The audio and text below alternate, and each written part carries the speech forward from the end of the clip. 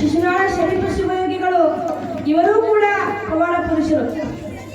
ಇವರು ಹೆಂಗಂದ್ರೆ ಒಂದು ದಿನ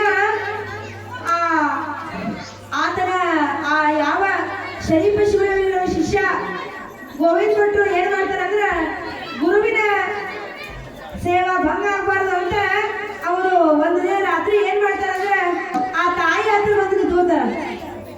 ಆ ತಾಯಿ ಹತ್ರ ಬಂದು ನಿಂತ್ಕೊಂಡಾಗ ನೋಡವ ನಾ ಗುರುವಿನ ಸೇವಾ ದಿನ ಮಾಡ್ತೀನಿ, ಇವತ್ತ ನನ್ನ ಹತ್ರ ಆ ಯಾವ ಸೇವಾಗ ಏನ್ ಬೇಕಲ್ಲ ಆ ಯಾವ ಒಂದು ಹಣ ನನ್ನ ಹತ್ರ ಇಲ್ಲ, ನಾ ಈಗ ಏನ್ ಮಾಡ್ಲಿ ಅಂತ ಕೇಳಿದಾಗ ಆ ತಾಯಿ ತನ್ನ ಮೂಗಿನಲ್ಲಿದ್ದ ಮೂಗುತಿಯನ್ನ ತೆಗೆದು ಆ ಗೋವಿಂದ ಭಟ್ರು ಕೈ ಹಾಕೊಳ್ತಾಳೆ.